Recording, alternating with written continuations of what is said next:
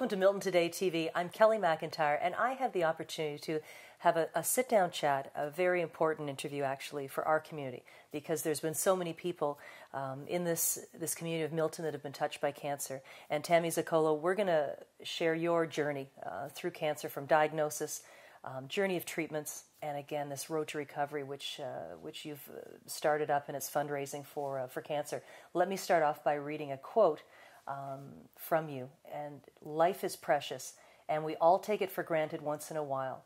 My experience with cancer has been life-altering, and I'm determined to give back to the many people fighting cancer, along with promoting, educating, and creating awareness in others. Now, we've heard of people, everybody's been touched by cancer. You had a recent fundraiser, which I found amazing, because at one point, when you have a room full of hundreds of people, you stood on stage and you said how many people, stand up if you've have a mom that's been touched by cancer, or a dad who's been touched by cancer. That whole room was standing up at the end of that gala. And I found that incredible. And in the community of Milton, across this country, so many people, so many families have been touched by cancer. But take us back. You were 25 years old. There is the last thing you are thinking about is getting that call. Definitely. Take us back for a minute, because were there symptoms? What led you to go and find out about and get checked out by the doctor? It was a year. It was a year of not feeling well, not feeling myself. Yeah. I was 24 at the time. Gosh. And I kept going back to the doctor because I wasn't feeling well. Flu-like symptoms, I was losing weight, I had a stomach upset all the time, I had bone aches, and just things felt off.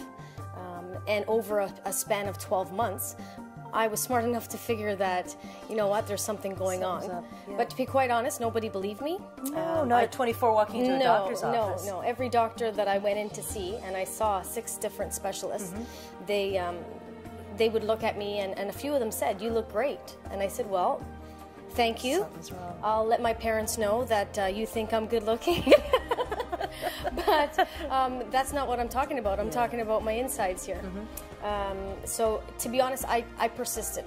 And I know that if it wasn't for me, and if I wasn't the type of person that I am that pushed, maybe I wouldn't be here today. And don't ignore it. So for the message for people at home too is, if you had something, you're your own, you know, but you know, right? You know that something's up with. Definitely. And so after all the testing, what happened? Did you get just a call? It was one series of tests that finally came back? The final testing was going to see a hematologist. I sat down with him for half an hour. I told him all of my signs and symptoms over a year, and at that point I was noting them down. And in 3 seconds he found a tumor in my neck. And from there it just rolled into a full body CAT scan and a biopsy, which was surgery. And from there, they called me, I think, in 3-4 days to tell me that I had cancer, Hodgkin's lymphoma. I had... And what is Hodgkin's lymphoma? So take us through what is that? So lymphoma is cancer in your lymphatic system. So we all have a lymphatic system. Your lymph nodes are all over your body. And basically the cells in your lymphatic system help fight you when you're sick. So I had cancer inside 2 of my lymph nodes. One was in my chest, and it was the size of a grapefruit. My God. And one was in my neck. So the one in my neck was removed, and the one in my chest is still there, but it's shriveled up. It's about the size of a quarter now. And with radiation, their hopes are that it will shrivel up like a raisin over the years. So you get the call. How quick was it that you started radiation and chemo? A month. So within a month you got your diagnosis, and you're heading into it was all through Sunnybrook? Yes. So what was that first appointment like? Were you terrified? No. You weren't? No. Like just a calmness because you had an answer? I was so relieved, and you may think I'm lying, but it's the honest truth. When they told me I had cancer, I went and sat in the car, and I'm like, I told you so. I told you I was sick. That's right. You had a reason for what you were feeling. Yeah, I wasn't crazy. Were you numb? Or were you just kind of in survival mode? Yeah, I was in survival mode, definitely. I was God, you're strong. Smiling. I was smiling because I knew that I was right. And I walked into my doctor's office right after there. I interrupted her. She was with another patient. And I just looked at her and I said, I have cancer. And her jaw dropped to the floor. And she said, I'm so sorry. I said, well, I just wanted to let you know that this past year that I've been in here wasn't for no reason. Tumors were growing. Yes. And then so radiation, take us through, because I mean, a lot of people have heard what goes on. So the radiation, is it more precise, and chemo Yes. is your total body with with drugs? Maybe So take us through your elixir of what they did with you. Not fun. I wouldn't wish it on my worst enemy. Chemotherapy is drugs that they put in through your veins. So some people get a port in their chest. I had them through my arm. So they put an intravenous in your arm. Almost like a shunt kind of thing? Okay. Exactly. And then for each patient, it's a mixture of drugs for that specific type of cancer. And so I went in for 6 months, and I had... How often? Is it sort of spaced over weeks? For every person, it's different. For me, I went every other Friday. And then as you drive, so you go in for your treatment, and then as you're driving home, does it take a while? No. Do you kind of feel, or right away you feel? It's instant. It's going through your veins. And every drug that they give you has different reactions. You know, one can make you drowsy. I remember having two chemical reactions or allergic reactions to 2 of the drugs. So then they had to give me more drugs to counteract those 2. So I would go in there and I'd spend about 3 to 4 hours every time, and I'd get my own little room, and I'd have my brothers usually came and hung out with me, or friends would come and hang out with me, and it's instant. And then as the days pass, you get weaker and weaker. So it takes a week to knock you down, and then another week that you're starting to feel better. And as soon as you start to feel better, it's time for chemo again. And the whole reason that you have to have it every other week, for me anyways, is because your white blood cell count has to go back up. Then so the chemo takes you through. The radiation, is it more of a, you go in for a different, is it done during the same period of time, or are you going in alternatively? It was different. For me, once the chemo was finished, they wanted to focus on my chest area, so I went in for mini tattoos. I show people them all the time.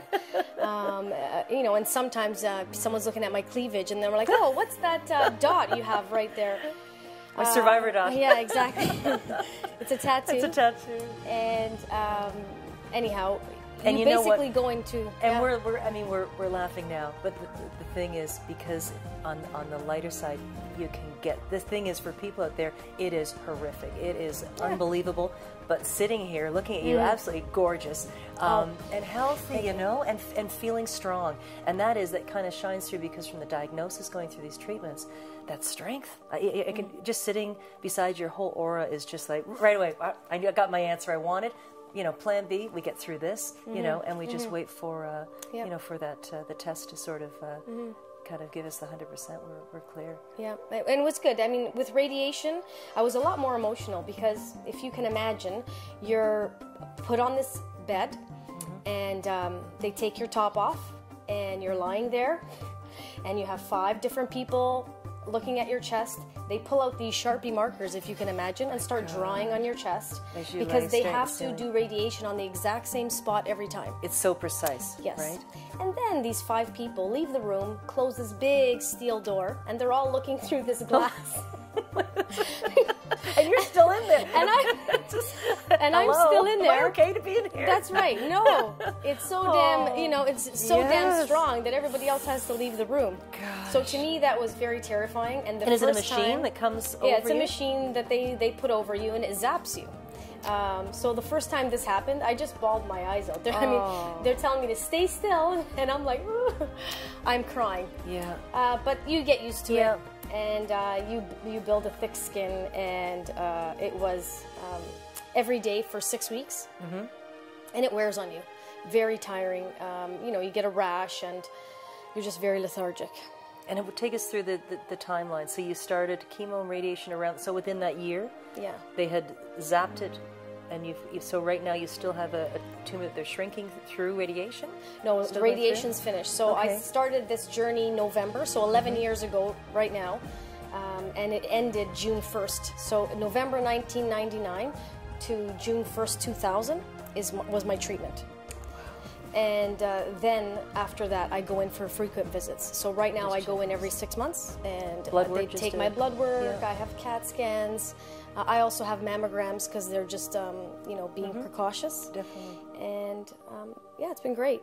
I mean, the experience so far, It was the worst that I've ever had to go through. I honestly wouldn't wish it on my worst enemy, but I wouldn't change it. And I know that sounds crazy, but I'm doing what I do today, and I am where I am today because of it. It has taught me so much. And you know what, Tammy? We're going to take a break for just a moment, and we're going to be back because from the horror of cancer, there's an incredible journey that you're on, and we'll talk about Road to Recovery when we come back. Kelly McIntyre, Milton Today TV.